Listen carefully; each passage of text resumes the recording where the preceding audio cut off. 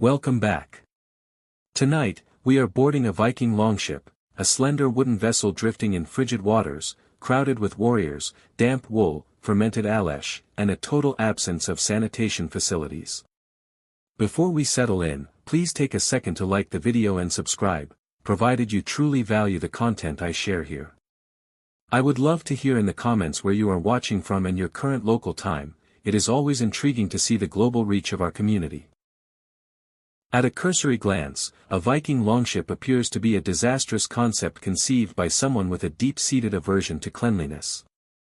It is elongated, narrow, vulnerable to the elements, and packed with men who have been perspiring in heavy wool for weeks on end. Weapons are scattered everywhere, food barrels roll across the floor, and there are no partitions, no private cabins, and no soothing pretense of personal boundaries. If you presented this arrangement to a contemporary health inspector, they would likely collapse and stare blankly into space.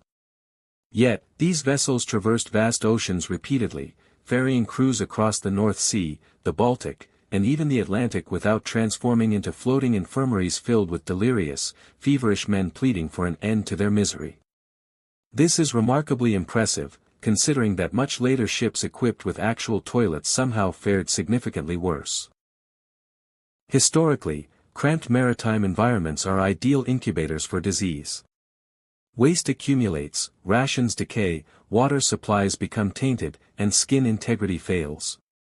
A minor laceration becomes a site of infection, and suddenly, half the crew is regretting their career path.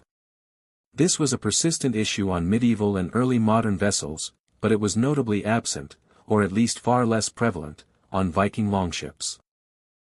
The explanation was not some innate Viking immunity or a diet fueled by bravery, it was something much more utilitarian. They simply refused to allow anything to remain stationary long enough to become hazardous. Vikings did not engineer their ships for comfort, they engineered them for movement, relentless, perpetual motion. Nothing remained still long enough to decompose, including the emotional state of the crew. The architecture of the ship itself was an adversary to disease. The open deck ensured that wind was constantly gusting, drying surfaces before bacteria could establish a foothold. Odors did not persist, they were swept away instantly. Direct sunlight saturated everything, which pathogens notoriously loathe, even if the Vikings lacked a scientific explanation for it. Salt spray crashed over the deck like a primitive, abrasive sanitizing solution. Crucially, the ship was never regarded as a home. Homes accumulate clutter, tolerate disarray, and permit procrastination. A Viking longship allowed for none of that. Anything repulsive was eradicated immediately, typically by consigning it to the deep. To a Viking, the ship was a temporary survival mechanism, not a parlor or a place for emotional vulnerability. It was a minimalist wooden contract between humanity and the sea that dictated, we will not exacerbate the hardships of this environment. Surprisingly, that pact was effective. Once you concede that Viking longships appeared to be floating sanitary disasters, the next realization is that their most hazardous-looking attribute, the exposed deck, was actually the mechanism preserving the crew's health. What seems rudimentary by modern standards was, in fact, aggressively functional. Later shipbuilders prioritized comfort, adding enclosed decks, private quarters, and walls. Along with those perceived luxuries came stagnant air, damp crevices, and a gradual accumulation of stenches that indicated something had gone fundamentally wrong. Viking vessels bypassed all of that. They were exposed to the sky, the gale, and whatever hostility the ocean provided. This meant, above all else, that the atmosphere never stagnated. The wind scoured the deck, evaporating moisture before microbial colonies could form. Perspiration vanished, and sodden garments dried rapidly. Humidity, which germs crave, had no opportunity to persist, it was effectively bullied off the boat by the harsh conditions of the North Sea. Stenches were likewise transient. Anything foul was not permitted to linger and demoralize the men. It was whisked away by the wind so rapidly that no one had sufficient time to register a formal complaint. You might encounter a terrible scent for a fleeting moment, but by the time you prepared to comment on it, it was already gone. Sunlight served as another inadvertent savior. Viking ships spent countless hours under direct solar exposure, which baked the deck, benches, rigging, and shields. Sunlight acts as a natural germicide. While Vikings did not understand the underlying science, they were keenly aware that items left in the sun smelled better and resulted in fewer complications. It was empirical observation at its most effective. The open deck also eliminated dark, humid niches where rot could fester. There were no concealed voids for mold or mildew to thrive. Everything was visible, exposed, and forced into compliance. The trade-off, of course, was blatant. Rain fell directly onto you, the freezing air disregarded your comfort, and waves occasionally struck the deck as if insulted by your presence. Comfort was non-existent, but comfort was never the objective, survival was. Vikings grasped a truth that later mariners forgot: sealing people inside wooden boxes at sea does not protect them, it makes them ill. Viking ships compelled cleanliness through sheer exposure. If something was saturated, it dried; if it smelled, it dissipated. If it became a hazard, everyone noticed immediately. The open ship did not merely transport Vikings, it quietly ensured their vessel did not become a floating biological experiment. That alone provided a tremendous strategic advantage. If there was a singular, inviolable law on a Viking longship, it was that nothing unpleasant was permitted to remain. This applied to men with toxic attitudes, spoiled rations, and most importantly, bodily waste. Vikings understood in a visceral, practical sense that illness begins when filth is allowed to linger.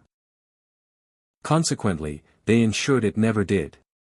While later sailors would develop intricate systems for containing, hiding, or ignoring waste, Vikings utilized a much more straightforward tactic. When nature called, they did not seek out a bucket or a polite diversion. They simply leaned over the gunwale and surrendered it to the sea. There were no intermediate steps and no contingency plans.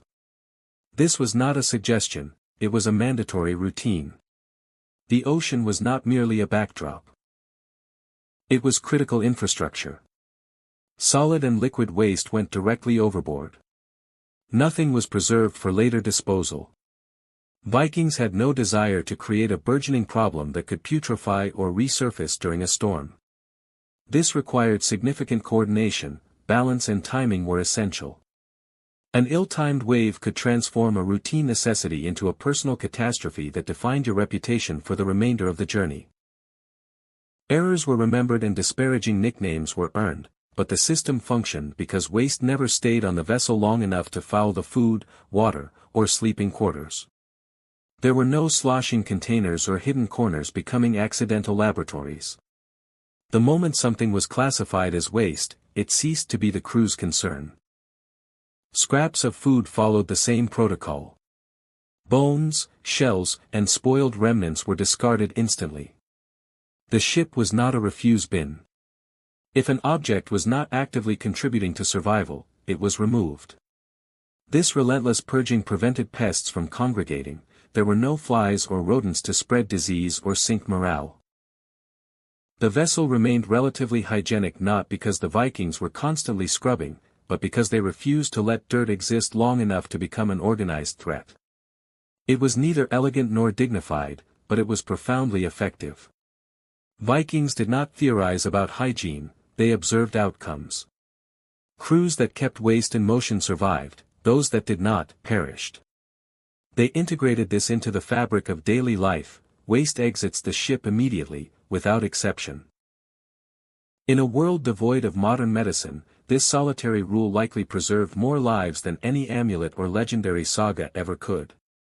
Once you recognize that they refused to store filth, you see that the ocean itself was performing the heavy lifting. The sea was the lavatory, the drainage system, and the maintenance crew, a vast, cold, and uncompromising reality. To a Viking, the water was far more than a path for travel. The ocean was an active participant in daily existence. When nature signaled a necessity, you responded by leaning over the gunwale and entrusting the sea to manage the situation with professionalism and zero follow-up inquiries.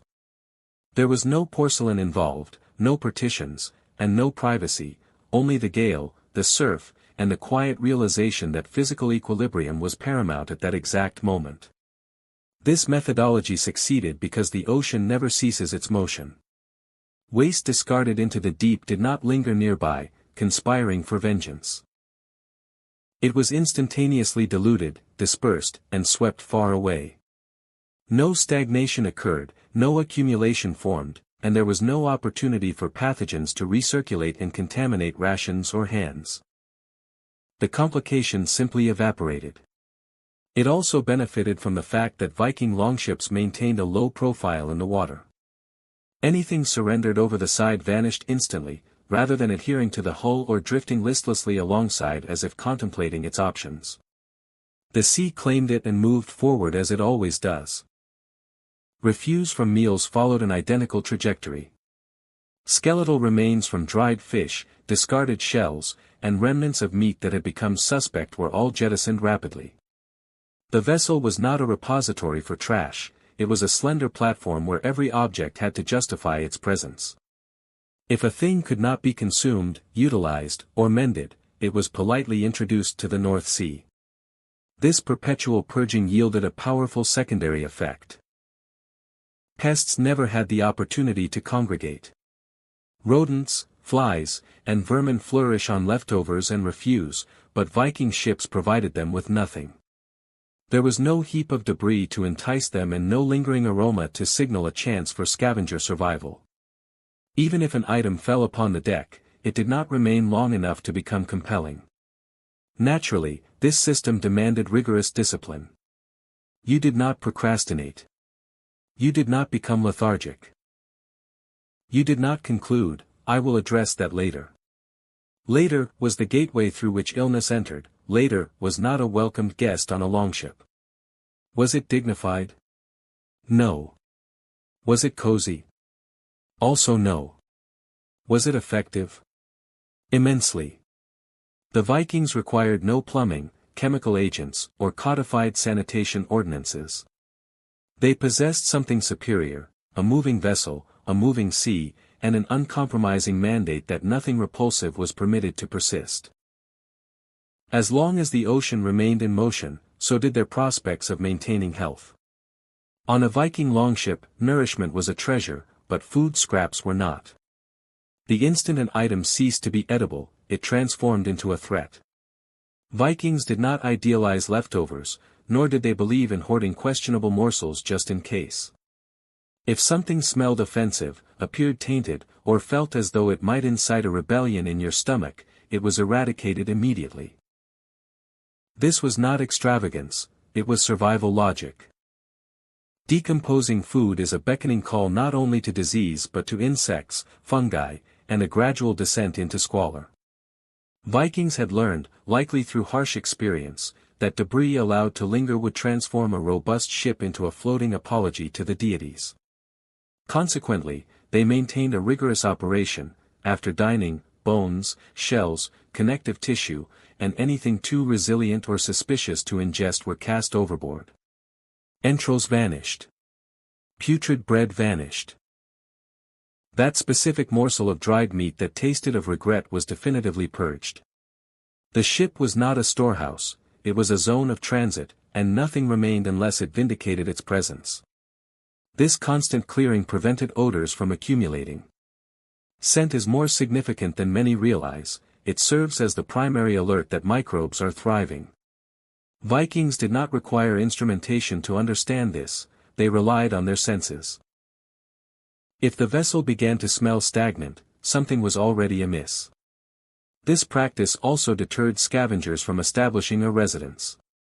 Rats, flies, and other opportunistic organisms depend on reliable food sources, which Viking ships failed to provide. A rodent might attempt to board once, find no sustenance, and immediately re-evaluate its life choices. Insects had no motivation to gather, there was simply no bounty for them. Food preservation itself was engineered to bypass decay.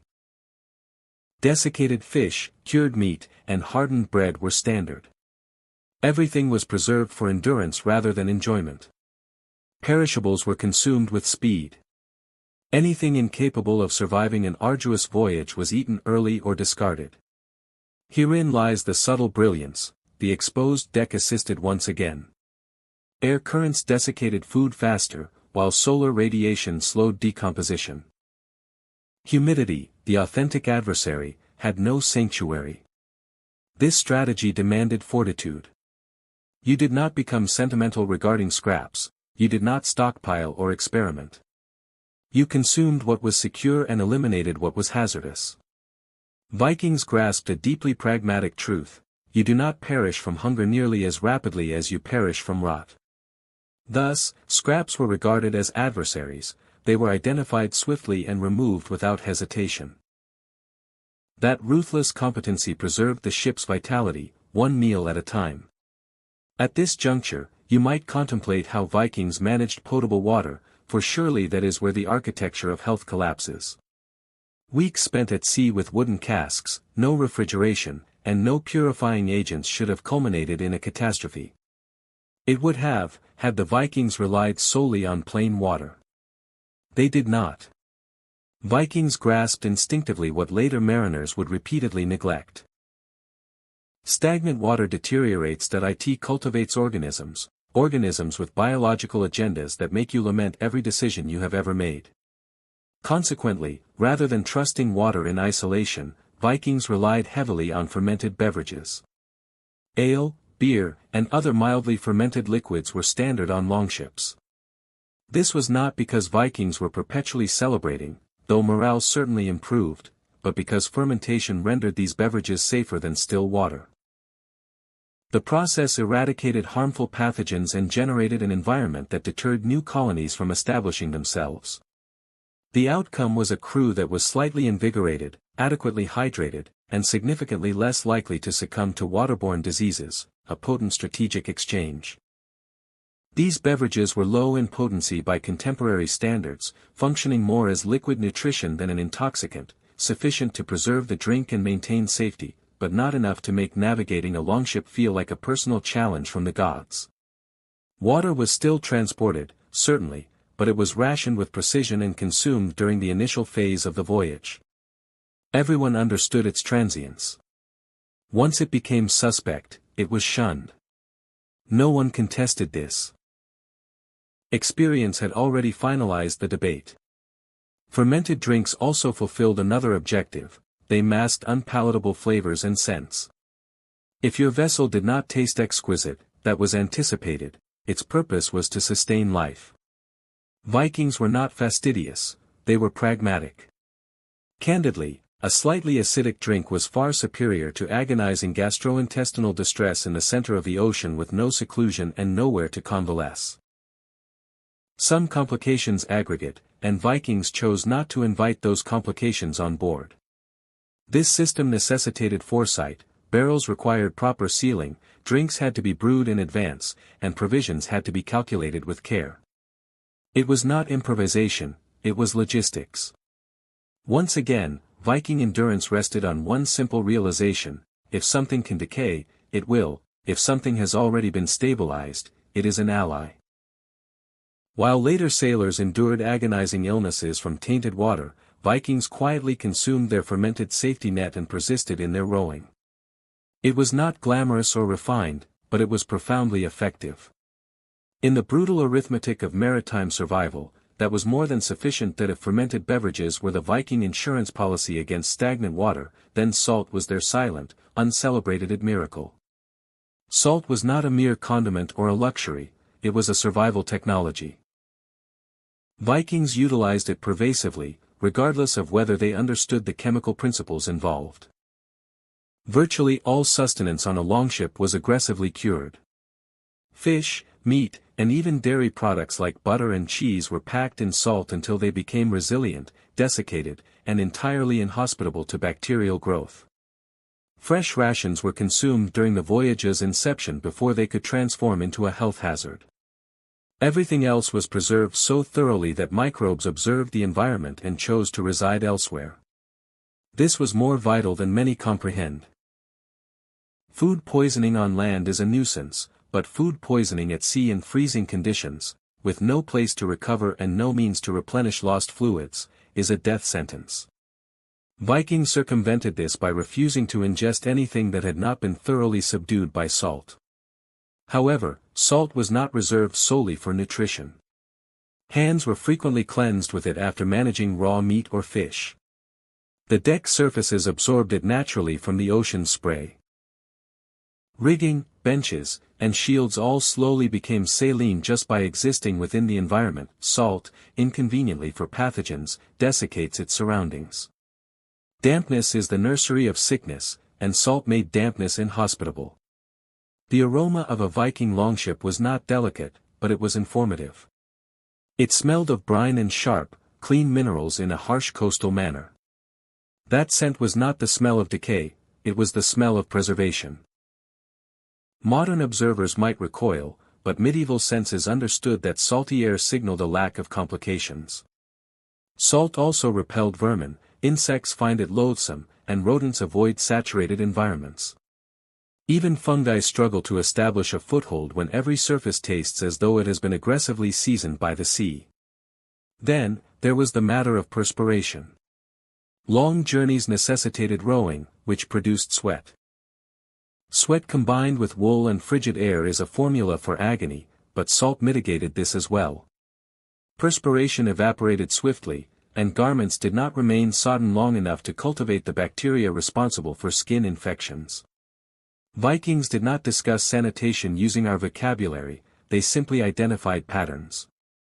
Ships that remained dry, saline, and in motion stayed healthy. Those that did not failed to have long tenures. Salt was ubiquitous, unavoidable, and it functioned perfectly. While later sailors grappled with rot and infestation, Viking crews lived within a floating, windswept, salt-cured ecosystem. It was abrasive and unpleasant, yet absolutely successful.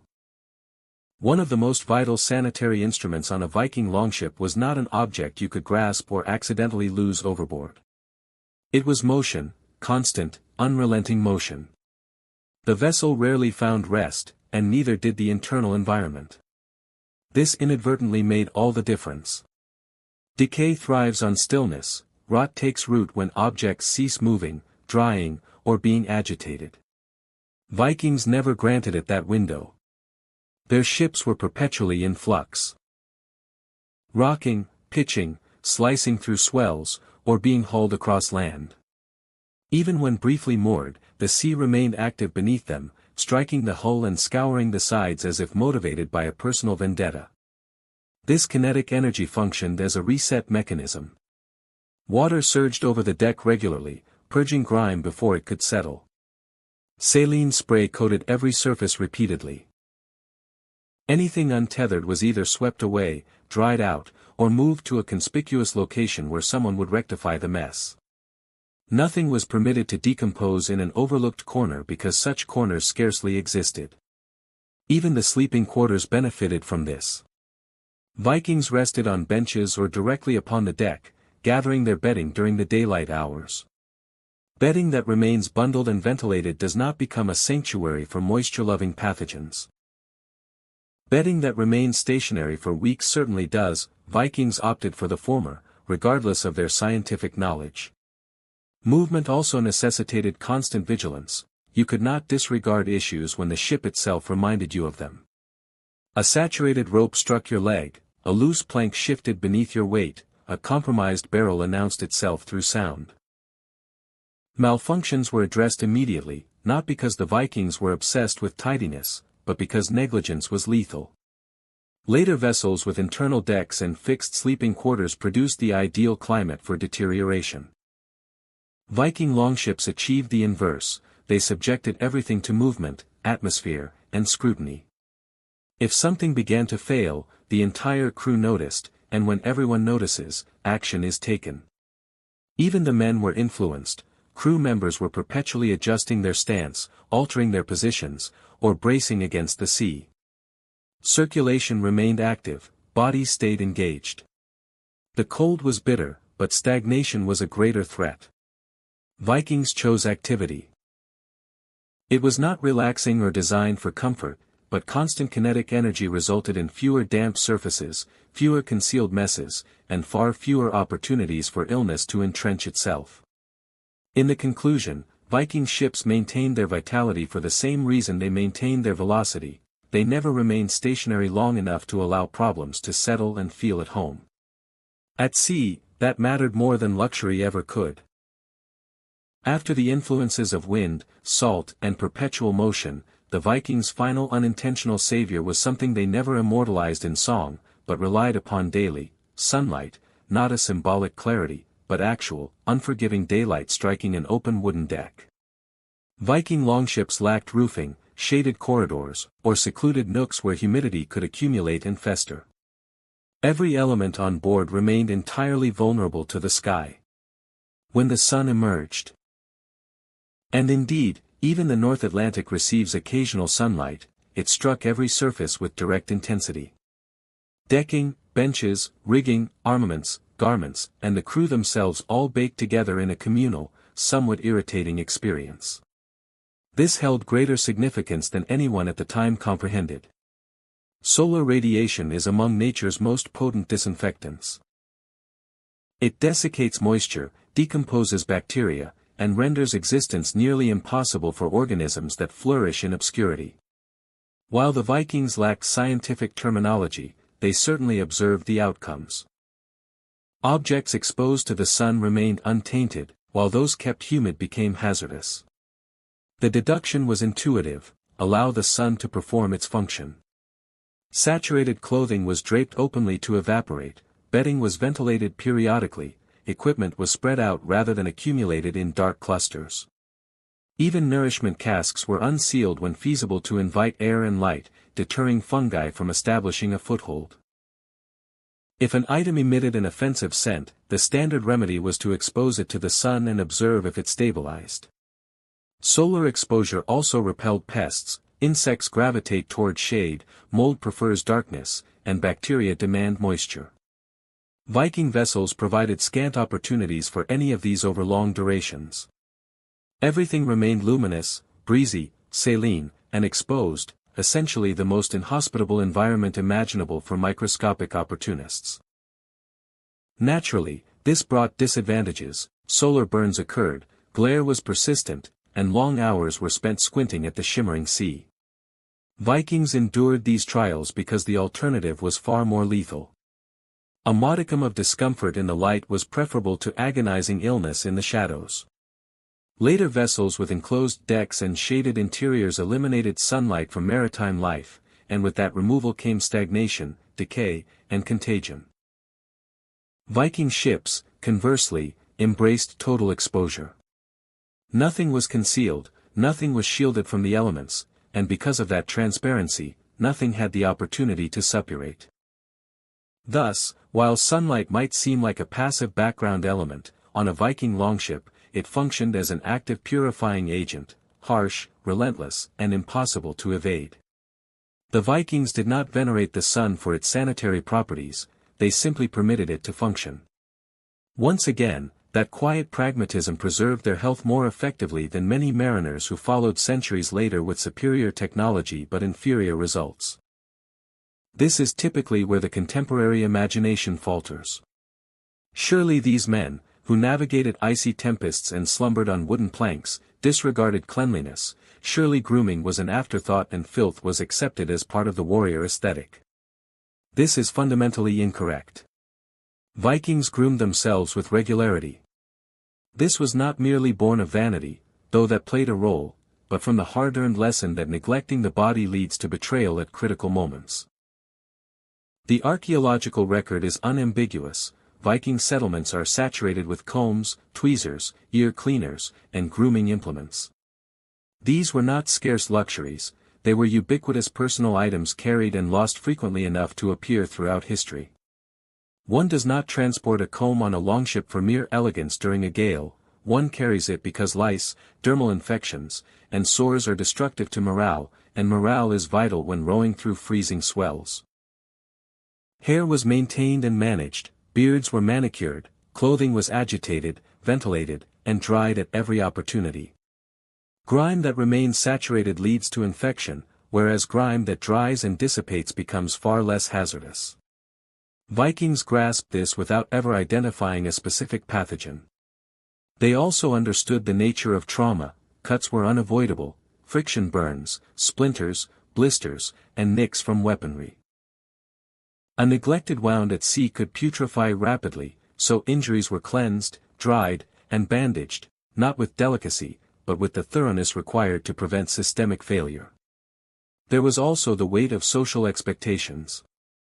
A longship was a communal environment. If an individual emitted a particularly foul odor, remained visibly revolting, or permitted parasites to proliferate, the entire crew suffered. Viking fellowships were cohesive and blunt. You were corrected swiftly, often with verbal rebukes or stares that communicated, resolve this or you become the problem. Herein lies a quiet irony. Viking grooming habits were often more consistent than those of later sailors on enclosed ships. Those later mariners lived beneath the decks, rarely dried their garments, and allowed moisture to cling to their skin for weeks. Vikings, subjected to air and light, were constantly drying. They were not pristine by modern definitions, but they were managed. They remained clean enough to function, clean enough to avoid contagion, and clean enough to prevent a medical crisis. On an arduous voyage, that was sufficient. Despite their legendary fortitude and bravado, Vikings were not romantic regarding infirmity. They did not believe illness conferred nobility or spiritual depth. Sickness was a liability, and on a longship, liabilities were addressed swiftly and without sentiment. If a crewman fell ill, it was not dismissed as something he would simply endure. Viking fellowships understood through experience that one afflicted person could soon become many if left unaddressed. Consequently, illness was treated as a logistical complication rather than a personal shortcoming. The open architecture of the longship provided immediate assistance. There were no stagnant chambers to trap breath and humidity. Ailing crew members could be positioned downwind, separated from rations and collective gear. Atmospheric circulation mitigated the transmission of the affliction, even if the mechanics remained a mystery. Proximity was the deciding factor. If someone was incapacitated by fever or nausea, they were kept as distant as the vessel's dimensions permitted. This was not an act of cruelty, but one of prevention. Viking crews recognized that intimate contact transformed a minor issue into a catastrophe. Isolation was a tool for survival, not a penalty. This is where the reality becomes blunt, for Vikings were not gentle in this regard. If an individual became severely incapacitated and could not contribute, they became an anchor on the group's progress. This sounds merciless, but on a long journey, it was the reality. A man who could not row, navigate, or defend the ship imperiled everyone. The vessel did not decelerate for one person's misfortune. This does not imply that the sick were immediately discarded, but it does mean there was zero tolerance for concealing symptoms or feigning health. Complications were confronted early because delayed intervention was invariably worse. Minor ailments were managed with what rest and warmth could be provided, but prevention remained the priority. Sanitized surroundings, fresh air, no accumulation of waste, no decaying rations, and no sodden bedding. These protocols were far more significant than any remedy once an infection took hold. Later mariners often failed here. They obscured illness, kept the afflicted in dark holds, and allowed disease to proliferate quietly until it became an explosion. Viking ships, exposed and public, rendered the concealment of sickness nearly impossible. Everyone witnessed everything, and because of that visibility, everyone took action. The Vikings required no medical theory to grasp one central law: if you ignore an affliction, it spreads; if you confront it early, it often dissipates. Illness was managed, contained, and respected as a tangible threat, and that realism preserved lives. If there is one circumstance more challenging than dozens of men sharing a slender wooden vessel, it is sharing that vessel with animals. Vikings grasped this with clarity. Livestock produces waste perpetually and enthusiastically, and unlike humans, animals do not lean considerately over the gunwale when nature calls.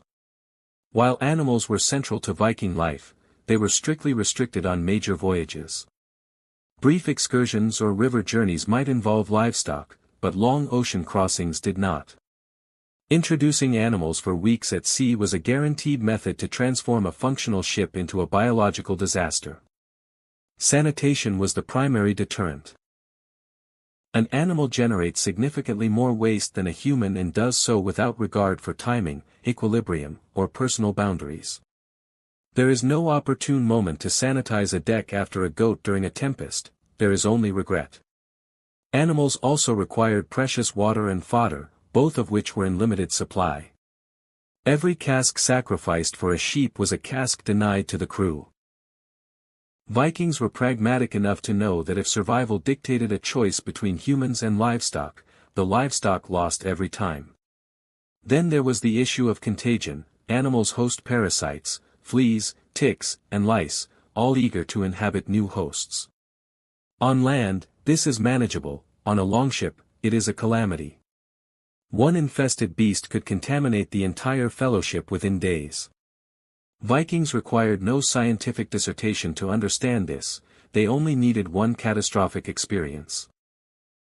The archaeological evidence corroborates this caution. Longships were engineered for velocity, cargo, and people, not stalls. There are no integrated systems for managing animal refuse at sea because Vikings intentionally avoided the problem entirely. When animals were present, they were managed with extreme brevity. Poultry might appear on coastal trips, and livestock might be ferried across rivers, but for the open ocean, animals were left behind. Cured rations traveled more efficiently than living creatures. This was not a sentimental choice. Vikings valued their animals, but they valued arriving alive more. By excluding animals from long journeys, they eliminated a massive source of filth, disease, and logistical strain. Fewer variables meant fewer complications and less chaos. It is another instance of Viking logic at its most unromantic and successful. If an element creates more problems than it resolves, it is not invited on the journey. That mandate applied to people as well. It is easy to assume that the cold was merely another adversary Vikings had to suffer. And indeed, it was grueling. Fingers became paralyzed and clothing turned rigid. However, from a sanitary perspective, the frigid climate was working in the Vikings' favor. Cold decelerates everything, particularly the proliferation of bacteria. In warmer latitudes, decomposition is rapid, food putrefies, waste emits odors, and illness spreads aggressively. Viking voyages, however, occurred in northern waters where temperatures remained low enough to keep microbial growth stagnant. This meant provisions lasted longer, odors intensified slowly, and minor messes did not instantly escalate into health crises. In a curious way, the North Atlantic served as a colossal natural refrigeration system, uncomfortable and impolite, yet effective. Meat remained cured, fish remained palatable. Damp textiles desiccated rather than molding, especially when aided by wind and salt. The cold diminished the urgency of constant cleaning without removing the necessity of discipline. It also repelled pests, insects flourish in warmth, and rodents seek stable, mild climates. Viking longships provided neither. The synthesis of cold air, perpetual motion, and exposure made life on board deeply unattractive to anything small and disease-bearing. Even parasites struggled to find comfort. Of course, the cold carried hazards like frostbite and hypothermia, but the Vikings understood the equilibrium. They layered their garments and remained active. A moving, slightly miserable crew was far healthier than a warm, stagnant one. The cold also reinforced positive habits. Saturated clothing was dried swiftly because remaining wet in such weather was lethal. Bedding was ventilated constantly. People monitored their bodies because ignoring the cold yielded immediate penalties. This constant vigilance prevented many of the slow-building issues that haunt warmer, enclosed environments.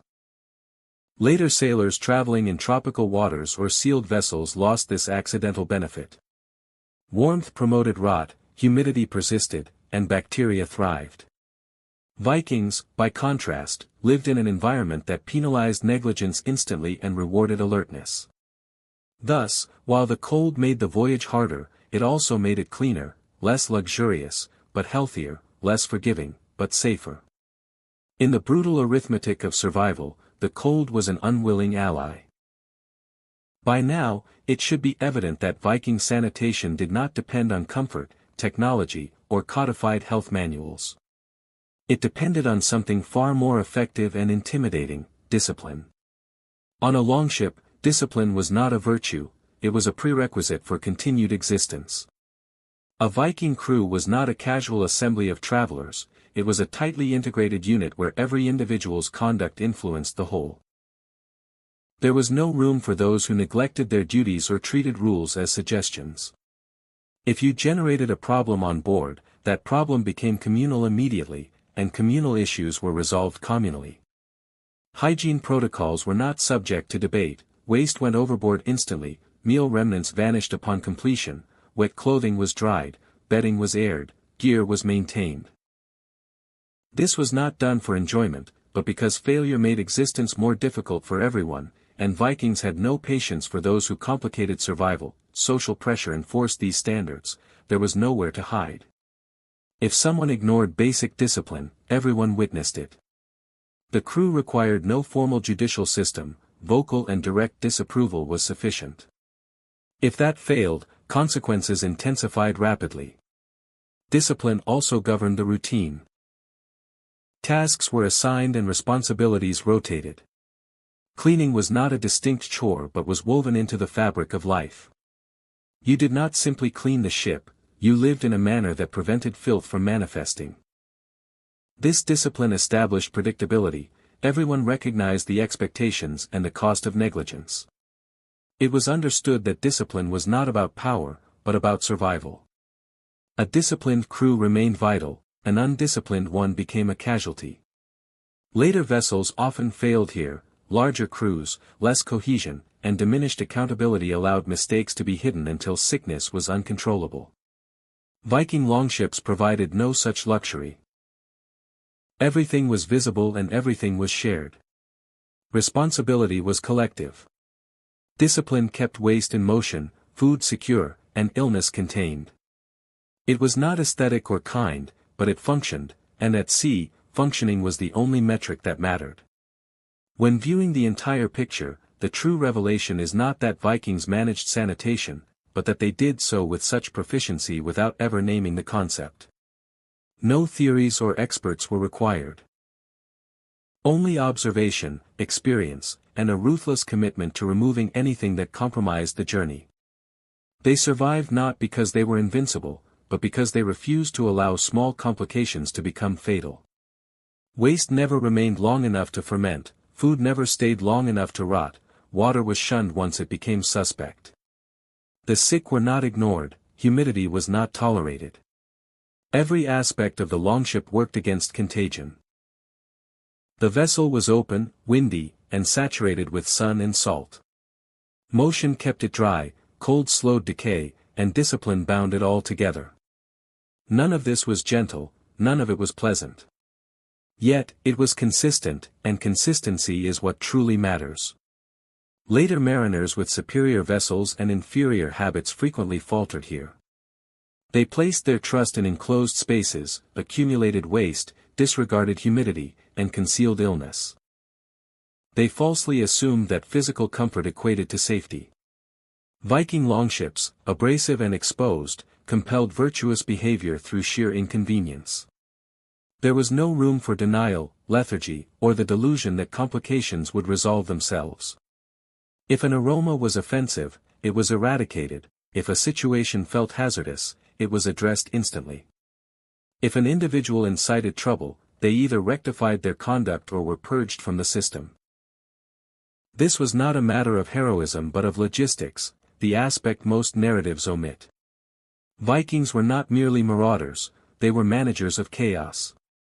They recognized that surviving the sea necessitated cooperation with the environment rather than a struggle for dominance over it. How did they manage waste without succumbing to disease? By never permitting waste to exist long enough to become a factor. They allowed the gale, the surf, the sun, and the salt to perform the labor.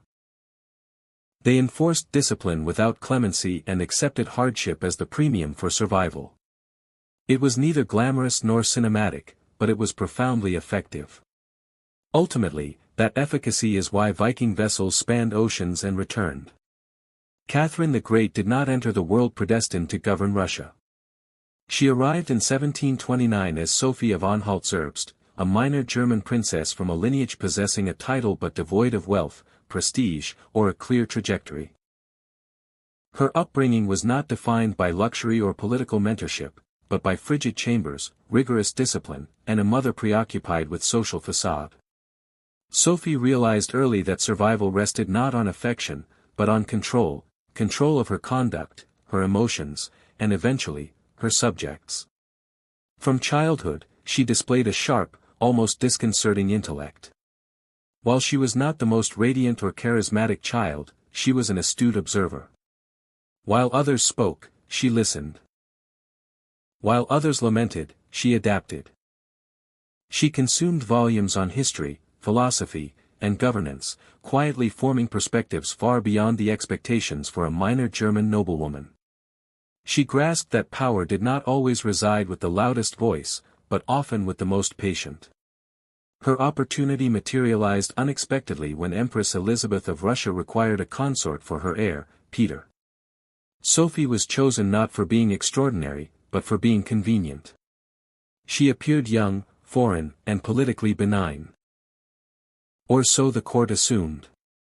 At 14, she was summoned to Russia, a realm whose language was foreign, whose traditions were alien, and whose court was notoriously ruthless. Most girls in her position would have sought to please. Sophie chose a more audacious transformation. She studied the Russian language obsessively, practicing until her tongue was raw. She embraced Orthodox Christianity with dramatic fervor, adopting the name Catherine, not as a profession of faith, but as a strategic maneuver. She endured repeated bouts of illness and exhaustion yet refused to falter. Catherine recognized a vital truth: Russia did not need to adore her immediately, it only needed to stop perceiving her as an outsider. Her husband, Peter, facilitated her rise through his own failures. He was puerile, volatile, overtly cruel, and deeply loathed. While Peter occupied himself with toy soldiers and public humiliation, Catherine observed. She quietly forged alliances, identifying who held influence, who harbored resentments, and who was vulnerable. She offered smiles when advantageous and maintained silence when it was prudent. By adulthood, Catherine had mastered her most vital skill: appearing innocuous while becoming indispensable. Officially, she remained a nonentity, a foreign bride trapped in a stagnant marriage, but beneath that surface, a formidable discipline was maturing. That discipline, paired with patience, would eventually destabilize an empire. Catherine's marriage was not a partnership, it was an ordeal of endurance. Peter III was the embodiment of everything a sovereign should not be: petty, immature, and tragically oblivious to his own foolishness. Where Catherine was observant and calculating, Peter was petulant and theatrical. He idolized Prussia over his own realm, ridiculed orthodox customs, and was visibly affronted by the concept of duty. Their union, a product of dynastic utility, was frigid and regressed steadily. Peter publicly disparaged Catherine, surrounding himself with mistresses and making no effort to mask his disdain. The marriage remained unconsummated for years, as Peter remained more captivated by crude jests and childhood games than his wife. The court took notice. Catherine, officially the future empress, was relegated to a decorative status. Yet, this miserable existence taught her that power often manifests in the vacuum of another's incompetence. Peter's conduct alienated the nobility, the clergy, and the military. Catherine did not voice her suffering. She endured it, and while doing so, she studied. She immersed herself in the works of Voltaire, Montesquieu, and Plutarch, envisioning a reign grounded in reason and reform. She realized imagination was insufficient, she required collaborators. Methodically, she nurtured court relationships, listening more than speaking and remembering every favor. She showed genuine interest in those Peter marginalized. The imperial guard found her respectful, and the courtiers found her composed. She was amassing invisible but potent goodwill. Meanwhile, Peter continued his self-sabotage, praising Russian enemies and threatening the privileges of the elite. Catherine did nothing to intervene. Every blunder he committed sharpened the contrast between them and fortified her standing. As Empress Elizabeth's health declined, Catherine understood the peril. If Peter ascended, her survival was at risk. Discarded wives in Russia did not retire, they vanished. She was no longer merely surviving a marriage, she was awaiting a moment that required audacity. Catherine recognized that the Russian court was governed by temperament and proximity rather than law. Survival demanded knowing when to speak and when to retreat into the shadows. This world did not reward sincerity, it rewarded awareness. During Elizabeth's reign, the court was a gilded minefield where a single careless remark led to exile. Catherine learned to analyze rooms like a military strategist, noting shifts in loyalty and the flow of power. Unlike her husband, she embraced Russian culture as a form of camouflage, erasing her foreign identity through fluency and religious devotion. The nobility began to view her as a leader who respected the realm's traditions. Catherine transformed her isolation into a source of freedom, gathering intelligence on military loyalties and the mechanisms of bribery. She understood that in Russia, legitimacy was secondary to force, palace revolutions were common, and power was held by those bold enough to seize it. By her late 20s, Catherine accepted that intimacy was a political currency. She utilized her relationships not for romance, but for influence and discretion. Each lover brought intelligence or protection from circles Peter had alienated. The most significant was Grigory Orlov, an officer whose popularity within the Imperial Guard provided Catherine with the one asset she lacked: armed force. This was a partnership of mutual ambition. A clandestine network of officers and courtiers began to form, unified by the conclusion that Russia required new leadership. Catherine did not lead these conspiracies loudly, she allowed consensus to build while Peter threatened to sideline her permanently. She was running out of time, and a failed coup meant certain death, yet she remained patient. She studied previous revolutions, learning that speed and confidence were more vital than permission. She was no longer a witness to history. She was its architect. The climax arrived in 1762. Empress Elizabeth was dead, and Peter III ascended, promptly confirming the court's worst anxieties. He alienated the military by ending the war with Prussia and threatened the church's holdings. The conspirators acted swiftly. Catherine was awakened one morning with a singular message: the time had come. She dressed not in regal finery, but in military attire, standing before the Imperial Guard with unwavering composure. She did not plead. She commanded as if the throne were already hers. The guards swore their fealty instantly. Momentum became a force of nature. Within hours, she was proclaimed empress, endorsed by the clergy and the nobility. Peter was arrested without resistance and forced to abdicate. He died shortly thereafter in custody. Officially it was accidental, but the reality was understood. Catherine's seizure of power was technically illegal, yet it succeeded because it offered stability and national pride. From the moment she took the crown, she governed as though she had been born to it. Once secured, Catherine realized that keeping power required a sophisticated narrative. She reinvented herself as an enlightened philosopher-empress, corresponding with the era's greatest minds, such as Voltaire and Diderot. She presented herself as a monarch guided by logic and progress, and Europe was captivated by the image of a ruler holding both a scepter and a book. She drafted the Nakaz, a document of legal principles that spoke of equality and rational governance, though the empire still functioned on absolute authority and serfdom. Catherine viewed ideas as instruments of statecraft. She expanded education and fostered a cultural renaissance, transforming the Russian court into a European intellectual center. Simultaneously, she was a pragmatic autocrat who crushed dissent swiftly. Her brilliance lay in providing something for everyone. She was a visionary to the West, a protector to the elite, and a decisive leader to the military. She did not abolish autocracy, she refined it, making her domination appear civilized. This polished image was tested in 1773 by the Pugachev rebellion, an uprising that revealed the fragility of her enlightened facade. Led by Yemelian Pugachev, who claimed to be the deceased Peter III, the revolt promised the lower classes freedom from the brutality of serfdom. For Catherine, this was an existential crisis. If the peasantry could envision a different social order, her system was in jeopardy. The rebellion surged across the provinces, leaving estates in ruins and forcing Catherine to reconcile her philosophical ideals with the necessity of absolute control. Nobles were executed, officials retreated. For an interval, the empire Catherine had meticulously anchored seemed poised to disintegrate from below. Enlightenment principles offered no resolution here, philosophy was powerless against pitchforks. Catherine's reaction was immediate and relentless. She deployed the full weight of the imperial army.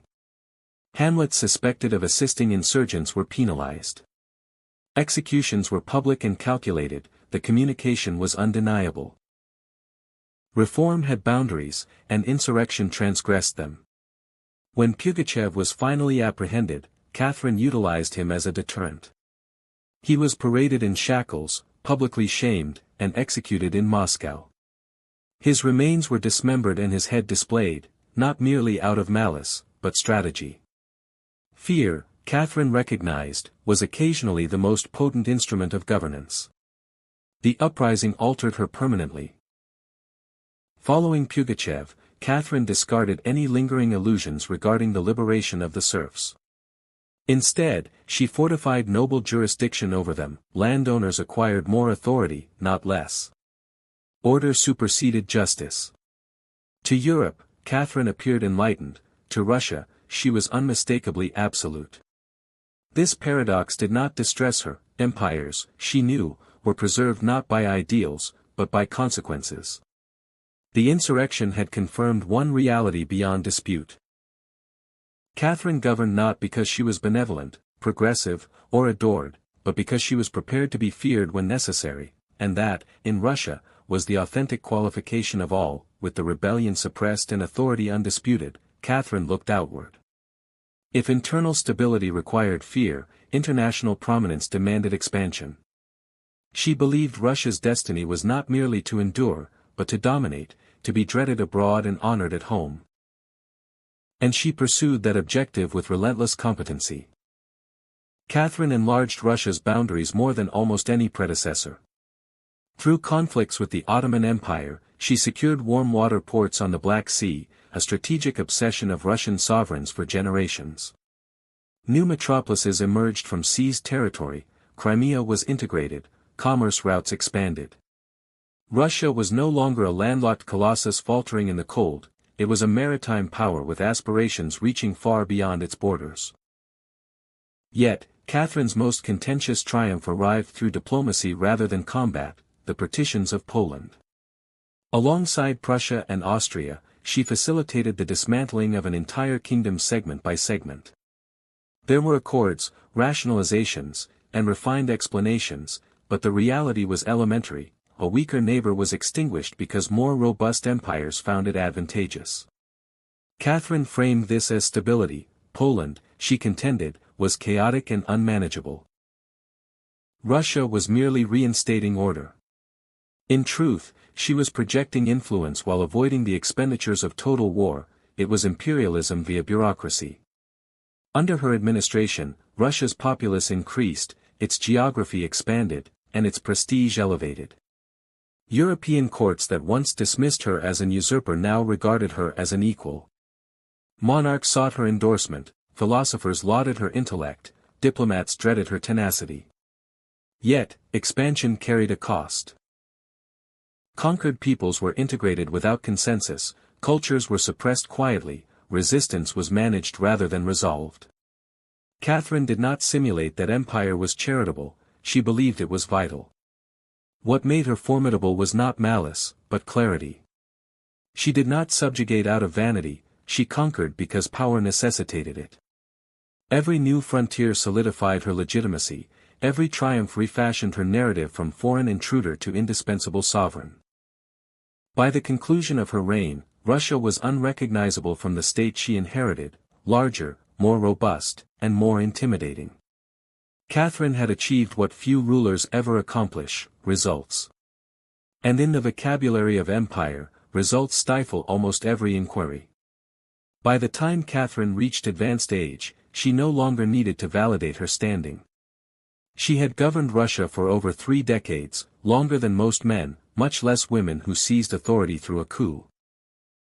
The anxious foreign girl who once scrutinized the court in silence had vanished. In her stead stood an empress who had reconstructed an empire and bent European sentiment to her will. Catherine labored until the end. Even in her 60s, she maintained a grueling itinerary of correspondence, administration, and cultural sponsorship. She never ceased reading, writing, or governing. Power for her was not a phase of life, but its framework. When she expired abruptly in 1796, Russia did not fracture. That alone was testament to her success. Her son, Paul, inherited the crown and immediately attempted to dismantle many of her mandates, propelled by bitterness and insecurity. Yet even his endeavors could not extinguish her legacy. Catherine's administration had transformed Russia too profoundly. The empire she bequeathed was more expansive, stronger, and more self-assured than the one she had acquired. History, however, has never quite known how to categorize her. Catherine was ingenious, ruthless, enlightened, and severe, frequently all at once. She promoted education while intensifying serfdom, she spoke of liberty while ruling with an iron hand, she championed philosophy while annihilating dissent without mercy. These contradictions were deliberate choices. Her private life became the focus of perpetual scandal, hyperbole, and rumor, often more lurid than factual. Male sovereigns with dozens of companions were exonerated or praised. Catherine was caricatured. Her intellect was reduced to trivialities. Her triumphs were filtered through a bias against female authority. Yet, once the myths are discarded, one truth persists: Catherine achieved what few leaders ever manage. She seized authority illicitly, justified it successfully, and governed so effectively that her origin story became immaterial. Outcomes invalidated debates over legitimacy, strength refashioned memory. She did not rule by feigning gentleness, she ruled by perceiving the world as it was, harsh, stratified, and unforgiving. And dominating it on her own terms. Catherine did not merely occupy the Russian throne, she redefined the parameters of how a woman could wield absolute power and endure it. Ultimately, her greatest triumph was not conquest or reform, but permanence. History did not discard her, it retained her. And that, for an empress who was never intended to exist, is the definitive victory. The space race did not originate with celestial wonder or aspirations of exploration, it began with apprehension. In the wake of World War II, the world split into two antagonistic visions of the future, spearheaded by the United States and the Soviet Union. Each perceived the other not just as a competitor, but as an existential peril. Trust disintegrated, ideology solidified, and technology became the definitive armament. Both superpowers recognized something fundamental: whoever dominated advanced science would dictate the future. Missiles, radar, and nuclear physics were already refashioning combat, space was merely the subsequent extension of that logic. A projectile potent enough to achieve orbit was also capable of delivering a nuclear warhead anywhere on the planet. Space exploration and military supremacy were inextricably linked from the beginning, regardless of how lyrical the subsequent rhetoric became. Publicly, both nations discussed progress and tranquility; privately, they monitored each other relentlessly. Every test flight, every scientific innovation, and every failure was significant. Lagging behind was not merely embarrassing, it was hazardous. If one faction achieved technological dominance, the global equilibrium could fracture instantly. Space became the scoreboard for universal supremacy. The Cold War was not conducted with armies engaging directly, it was waged through emblems, proxies, and demonstrations of potential. Space provided the ideal arena. It was visible, theatrical, and impossible to overlook. A satellite in orbit could be monitored by anyone with a radio, a triumphant launch could be disseminated globally. Victory in space translated immediately into prestige on Earth. There was also dread beneath the ambition. Leaders on both sides worried perpetually about clandestine attacks, technological disparities, and worst-case outcomes. Intelligence agencies cautioned of disastrous results if the adversary attained rocket dominance. Scientists were urged to accelerate, engineers were propelled beyond safety thresholds. Politics infiltrated laboratories, and ordinary citizens felt the tension through civil defense drills and ominous bulletins. Space was no longer remote, it was tied to survival. By the early 1950s, the trajectory was established. Rockets would ascend not because humanity was prepared to wander the cosmos, but because two superpowers were terrified of stagnation. Space would become the definitive arena where aspiration, fear, pride, and ideology collided, far above the Earth, yet deeply anchored in its disputes. The space race was never solely about departing the planet, it was about determining who was fit to command it. On an October evening in 1957, the world shifted slightly. The Soviet Union launched a polished metallic orb no larger than a beach ball into orbit. It lacked cameras, complex scientific tools, and a crew, its only function was to beep. Yet that monotonous sound, echoing through radio receivers globally, sparked one of the 20th century's greatest psychological tremors. The satellite was Sputnik 1, and it transformed everything. For the first time, humanity had placed an object in Earth's orbit, and the Soviets had achieved it first. In the United States, the response was visceral. Publications spoke of shame, and politicians demanded accountability. Citizens watched the night sky, knowing a Soviet machine was passing overhead every 96 minutes. The anxiety was not regarding science, but ballistic capability. If Moscow could launch a satellite, it could launch nuclear armaments across continents. The technological lead Americans had assumed vanished. Confidence disintegrated, schools emphasized mathematics and science, while defense expenditures soared. Missile gap became a public preoccupation, whether factual or not. For Soviet leadership, Sputnik was a propaganda triumph. It demonstrated that socialism could outmaneuver capitalism, humiliated the West, and invigorated global allies. The beeping sphere became a symbol of modernity and scientific prowess. Nikita Khrushchev capitalized on this instantly, demanding increasingly audacious demonstrations. Within weeks, Sputnik 2 followed, carrying a dog named Laika. The ethical toll was significant, but the political signal was clear. The USSR was prepared to push further and faster. Space had become theater. In Washington, alarm transformed into determination. The setback was framed as a national emergency, agencies were restructured, and the lesson was harsh but elementary: hesitation invited humiliation. Sputnik was rudimentary and temporary, yet its influence was vast. With one orbiting object, the space race transitioned from theory to reality. It was no longer about who might reach space, but who would recover and who would remain permanently inferior. And the beeping persisted, a reminder that the Cold War had reached the firmament. By the early 1960s, the competition moved beyond machinery. It was no longer sufficient to send metal into orbit, the next inquiry was inevitable and daunting: could a human endure the trip? The answer would not only prove technological expertise but define national prestige. The Soviet Union acted first again. On an April morning in 1961, Yuri Gagarin was secured into a small spherical capsule scarcely larger than himself. There was no functional control system. If a malfunction occurred, rescue was impossible. Gagarin recognized this, as did his superiors. The mission was as much an act of faith as engineering. When Gagarin's vessel completed an orbit and returned safely, the triumph was total. He became the first human to depart the planet. The image of a cheerful Soviet pilot circumnavigating the globe was irresistible propaganda. He was young, poised, and heroic, the ideal emblem of socialist achievement. For the United States, the impact was devastating. Two Soviet milestones now anchored the race: the first satellite and the first man in orbit.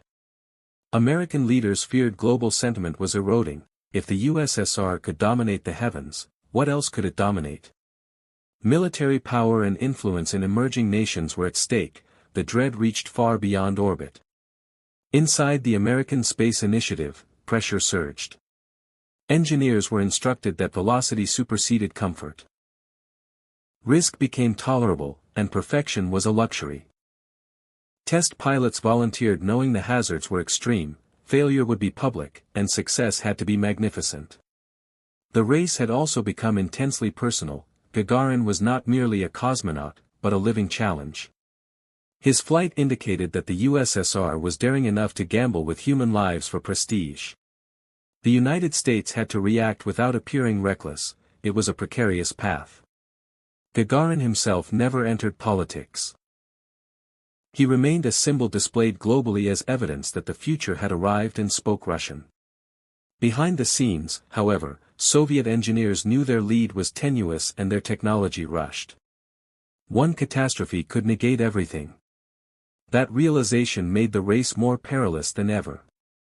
Humans were now the cargo, and every launch carried not just lives, but the credibility of an entire ideology. Henceforth, space would never be vacant again. The United States could not tolerate another secondary finish. Following Gagarin's flight, American leadership realized that incremental progress was insufficient, a spectacular response was mandatory, something so audacious it would reset the entire rivalry.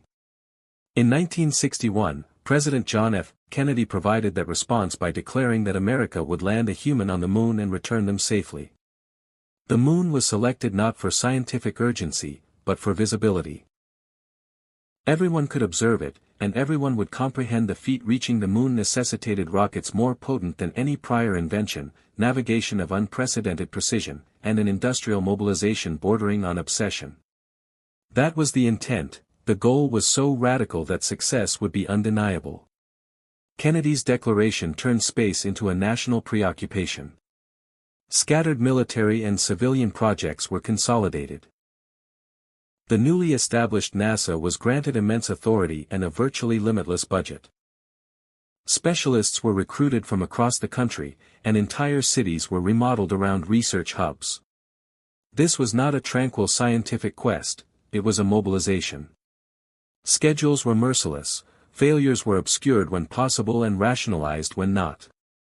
Rockets detonated, capsules failed, and astronauts trained under the shadow of uncertainty. Yet, the pressure never subsided. Lagging behind was unthinkable. The lunar initiative also reassured the American public.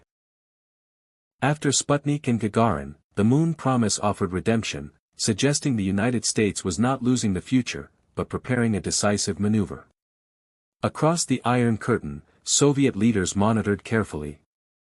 The American objective was perilous and costly, but if successful, it would overshadow every Soviet milestone. The USSR pursued its own lunar goals, but internal friction and secrecy hindered progress. Unlike the unified American initiative, Soviet efforts were fragmented. The moon became more than a destination, it became a deadline and a finish line visible to the world. Every subsequent launch and test was evaluated against one inquiry: who would arrive first? The space race had entered its most hazardous phase, where victory necessitated everything. The lunar quest demanded velocity, and velocity demanded sacrifice. Beneath the polished footage of launches was a grim reality: space travel was lethal. Rockets were volatile, computers were rudimentary, and margins for error were microscopic. Both superpowers realized that failure was inevitable. In the United States, that reality became undeniable in 1967. During a routine ground test, a fire consumed the Apollo 1 command module, killing 3 astronauts. The capsule, saturated with pure oxygen and flammable materials, became an incinerator instantly. The tragedy horrified the nation and revealed how political demands had compromised engineering safety. Publicly, the country mourned; privately, the initiative stalled as engineers reconstructed systems from the ground up. Safety, previously secondary to speed, became paramount. This delay was expensive but vital. Without it, the lunar program would have collapsed. The Soviet Union endured its own hidden disasters, cosmonauts perished in training, and rockets detonated on pads. Soviet strategy relied on silence, an unacknowledged failure could not damage propaganda. Yet the human toll was palpable, engineers worked knowing mistakes could be fatal to friends, and test pilots entered experimental vehicles with minimal escape routes. Both sides accepted that space exploration under Cold War conditions was combat without munitions. Despite the hazards, neither faction decelerated, each tragedy fortified their resolve, and each funeral became a rationale for further advancement. The deceased were framed as heroes of progress, and questioning the mission became politically taboo. What made this era particularly severe was its invisibility. The public witnessed success or silence, never the total cost. Only decades later would the scale of loss be revealed. The race was no longer a contest of imagination, but a test of endurance. How much failure could a state absorb before the dream disintegrated? For both superpowers, the answer was, as much as was required. The technology was exquisitely fragile, the onboard computer possessed less processing power than a basic calculator. A single profound malfunction meant death broadcast globally. As the vessel neared the moon, tension peaked. The lunar module began its descent and immediately encountered complications. Alarms resonated and fuel dwindled dangerously low. Mission control evaluated the options in seconds: abort or persist. There was no room for hesitation. Commander Neil Armstrong assumed manual control, navigating away from a treacherous landing zone as fuel reached its final seconds. When the module finally landed, the spoken words were restrained and incredibly poised. Yet across the globe, humanity held its breath. Hours later, Armstrong exited the module and stepped onto the lunar surface. The physical act was elementary, 1 foot placed on dust undisturbed for eons, but symbolically, it concluded the space race. The image of an American astronaut on the moon was definitive, no satellite or orbit could compete. The Soviet Union watched in silence. They had led early and taken immense risks, but they had lost the most significant finish line. The landing shifted global perception instantly. The United States was no longer trailing, it had triumphed. Yet something unforeseen occurred. For a brief interval, the rivalry softened. People globally, even in antagonistic nations, watched in unison. The moon did not feel American, it felt human. That particular instant did not terminate the Cold War, but it did conclude the space race as it had been historically understood. The definitive emblem of technological supremacy had been secured. Following the lunar landing, the inquiry was no longer who would triumph, but rather what purpose space served now that victory was attained. After the mission succeeded, a peculiar shift occurred. The competition did not accelerate into a more ambitious phase, it decelerated. The threshold had been crossed, and the intensity that once justified inexhaustible funding in extreme peril began to dissipate. Triumphs, it appeared, were costly to sustain. In the United States, lunar expeditions persisted, yet public fascination waned rapidly. What had once seemed miraculous transitioned into the routine. Astronauts walked upon the lunar surface repeatedly, gathered geological samples, and conducted research, yet viewership declined. Legislators quietly raised difficult questions regarding why immense sums were being spent to replicate a symbolic feat while domestic crises accumulated on Earth. Funding decreased and aspirations contracted, visions of lunar habitats and Martian expeditions were deferred indefinitely. Space was no longer a theater of conflict demanding total devotion, it was a budgetary consideration. For the Soviet Union, the result was more intricate. Officially, the USSR dismissed the lunar landing as an unnecessary display. Privately, the setback was profound. Soviet lunar initiatives were quietly terminated, their existence suppressed for decades. Specialized personnel who had dedicated heroic efforts were repositioned. The state apparatus shifted its focus toward long-duration missions and orbital outposts, territories where the Soviets could still pioneer without directly confronting the moon.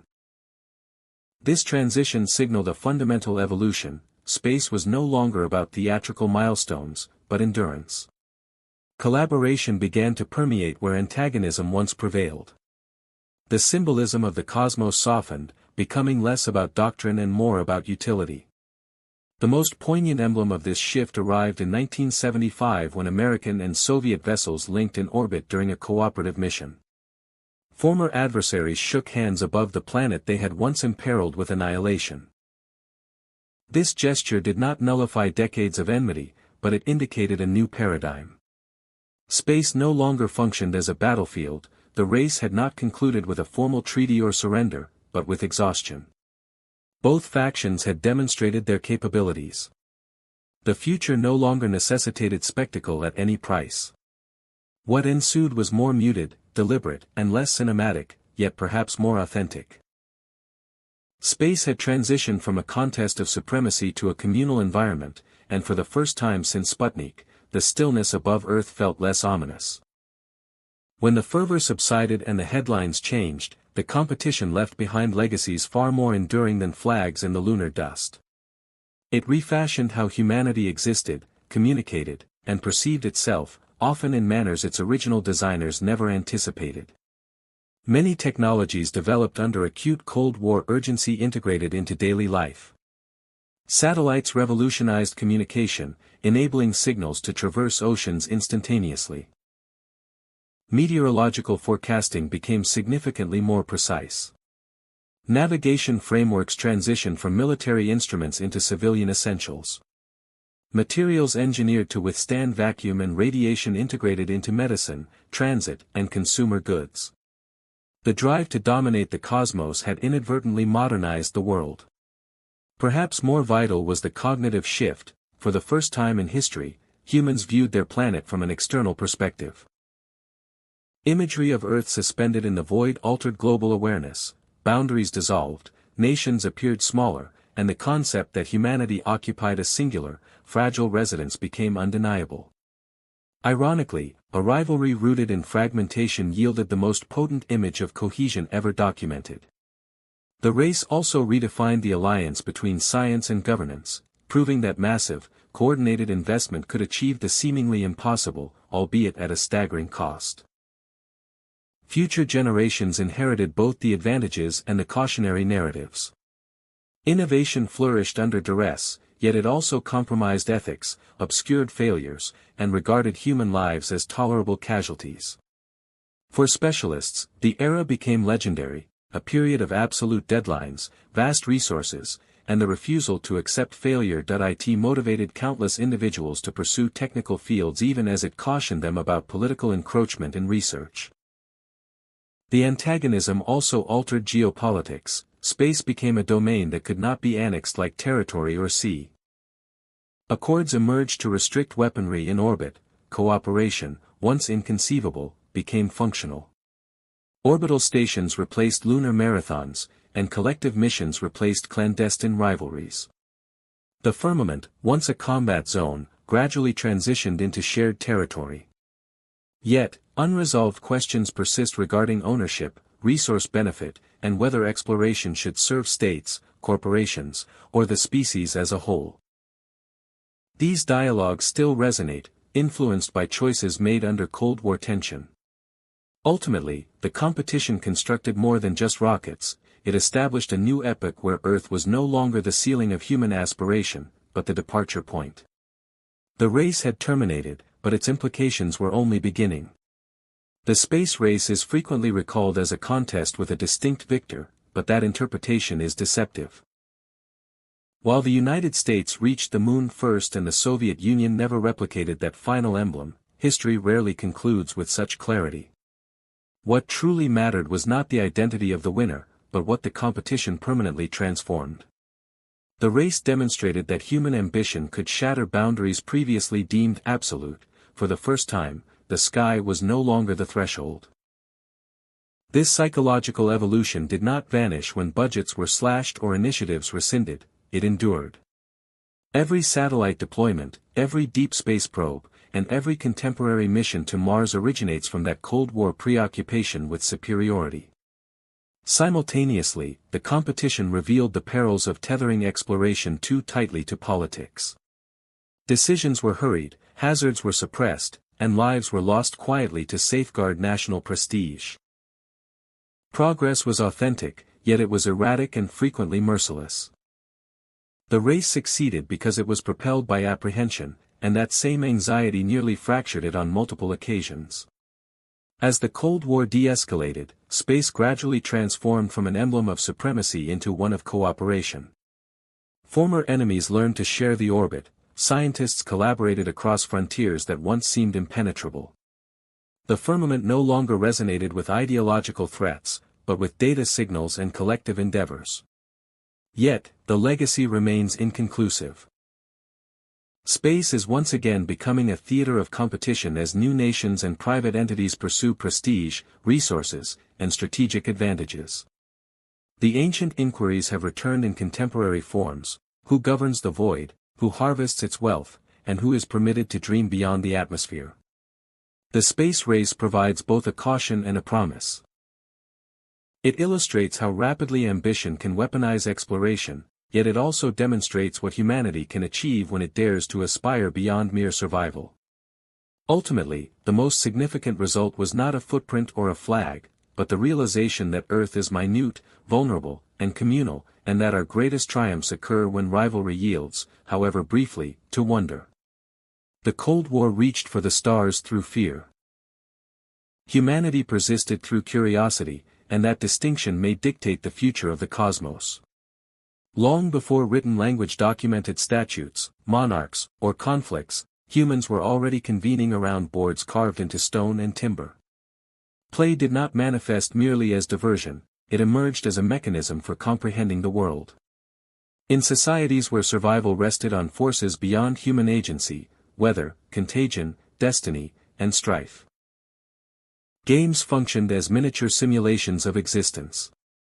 They imparted lessons in patience, risk, timing, and the acceptance of setback long before philosophy labeled those concepts. Archaeologists have discovered game components in the most ancient human habitations, frequently interred alongside tools and jewelry. This arrangement was intentional. Games possessed profound symbolic weight, suggesting that play was significant not only in life, but in the hereafter. To play was to rehearse existence and confront uncertainty within a structured environment. Among the earliest recognized board games is the royal game of Ur, played over 4 millennia ago in Mesopotamia. Its surface was meticulously embellished and its mechanics were sophisticated enough to reward strategy while remaining tethered to probability. Dice dictated movement, yet decisions dictated survival. Much like ancient life, expertise was vital, yet fortune often had the final word. These primitive games were frequently linked to divinity and ritual. Success was interpreted as celestial favor, while failure could denote moral insufficiency or misfortune. In this manner, games obscured the boundary between recreation and conviction, offering a secure way to engage with the daunting instability of life. Crucially, games were communal. They established collective protocols in a world that often lacked equity. Two participants could sit as peers, governed by agreed-upon constraints, even if their external lives were dictated by hierarchy. In that regard, board games were subtly subversive, imagining order where chaos prevailed. Children learned by observing their elders, strategies transitioned through lineages. Moves transformed into traditions. Games endured because they were adaptive, evolving alongside the cultures that utilized them. A board etched into the soil could traverse centuries without requiring a written record. By the time history began documenting conquests, games were already ancestral.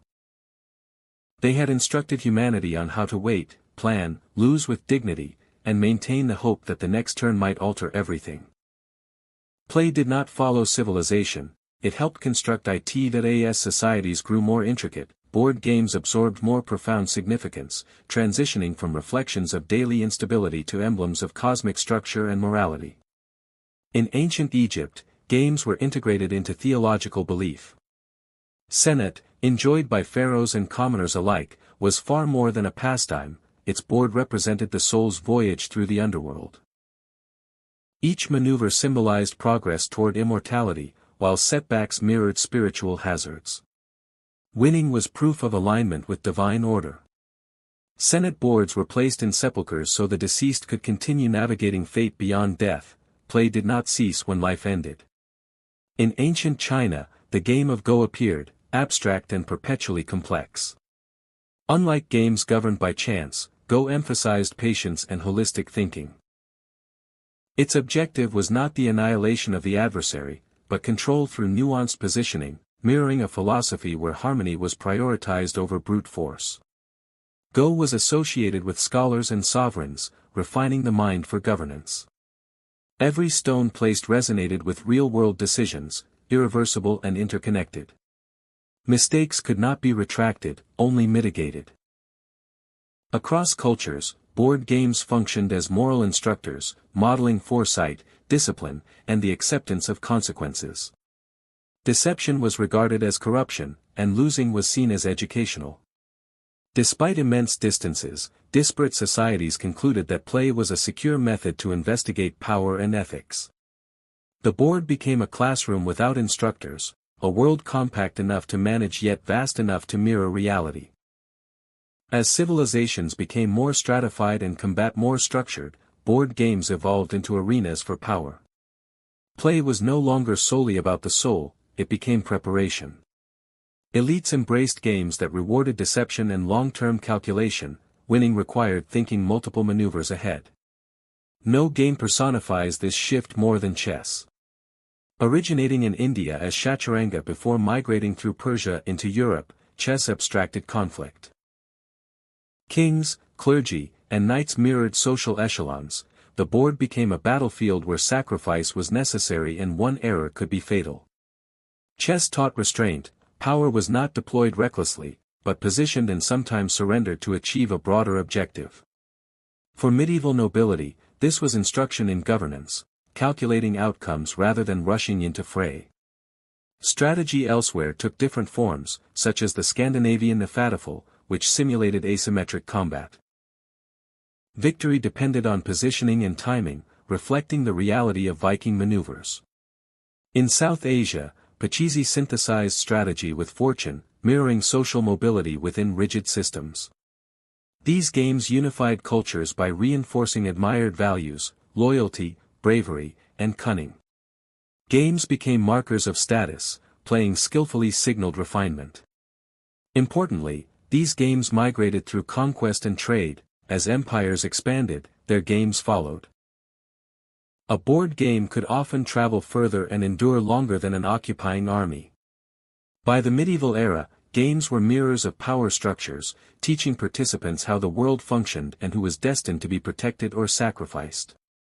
Play had become political. As games traversed continents, they did not always convey noble themes, many became associated with probability and vice.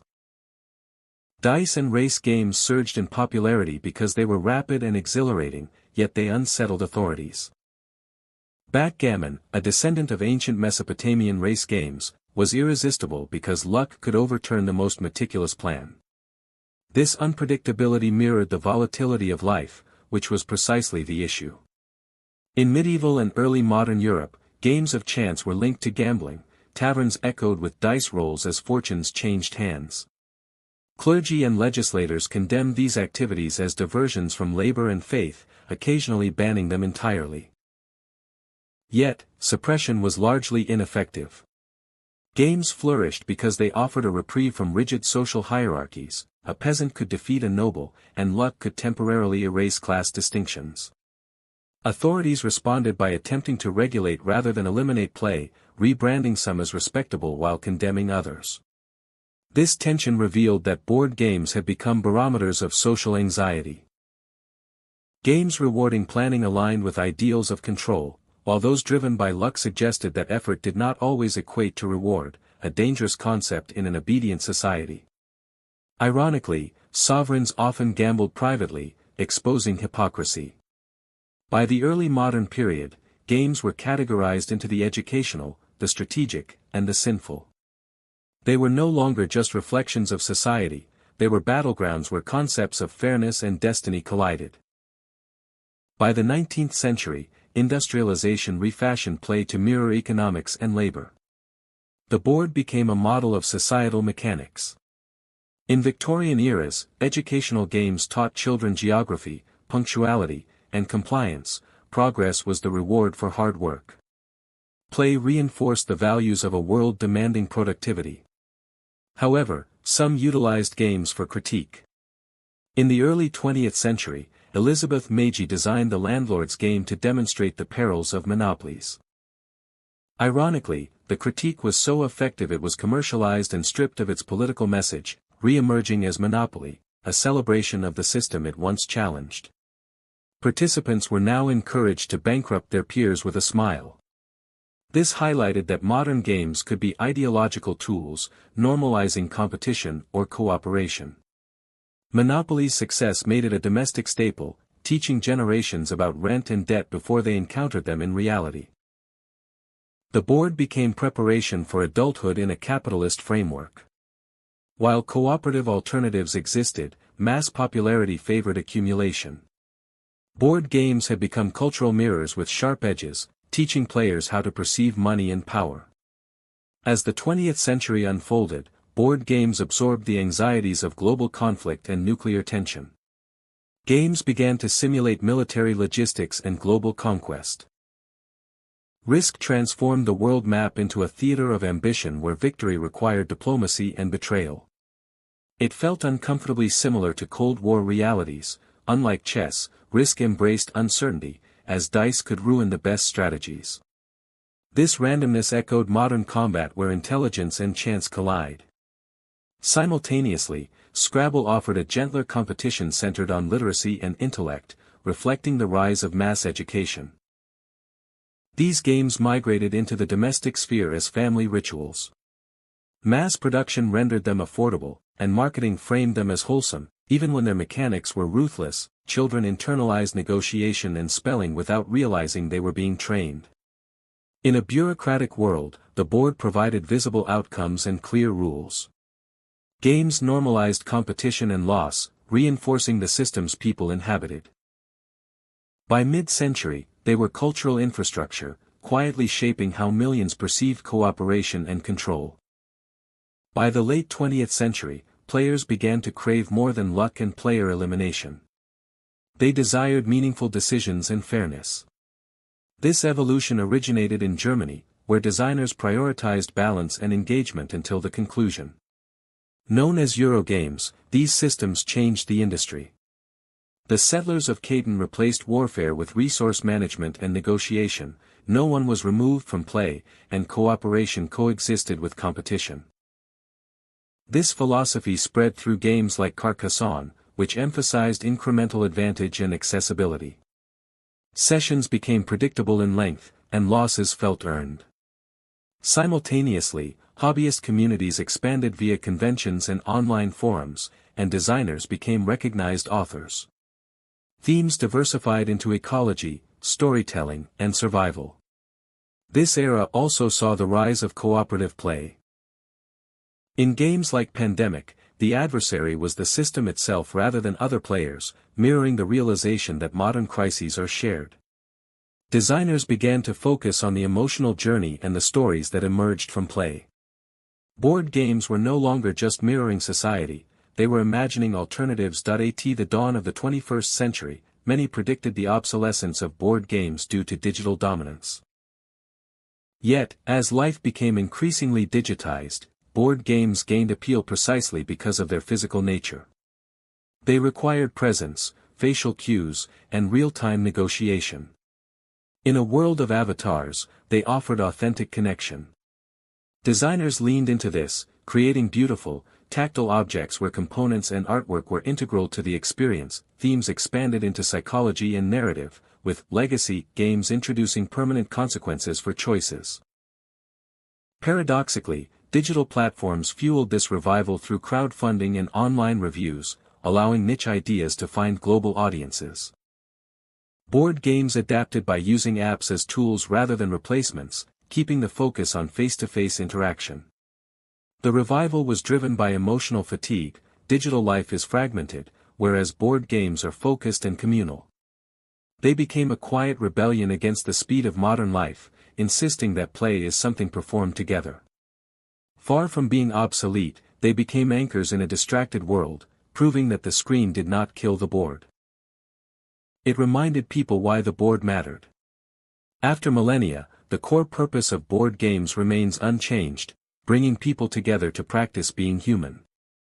They are shared agreements, everyone at the table accepts the same constraints.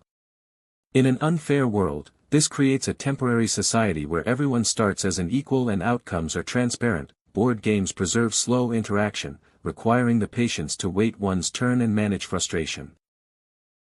Across history, they have reflected the preoccupations of their eras, from fate to economics, yet they outlast the empires that created them. The act of sitting across from another person and rolling dice remains meaningful across generations. Board games endure because they are active, they demand attention and presence. In a fast-paced world, they are excuses to unplug and gather. They remind us that play is foundational. A way to test ideas and practice empathy in a space where failure is permitted. From the royal game of UR to the contemporary tabletop renaissance, the board has always been a mirror, a classroom, and a meeting place. As long as humans seek connection, the board will never be empty.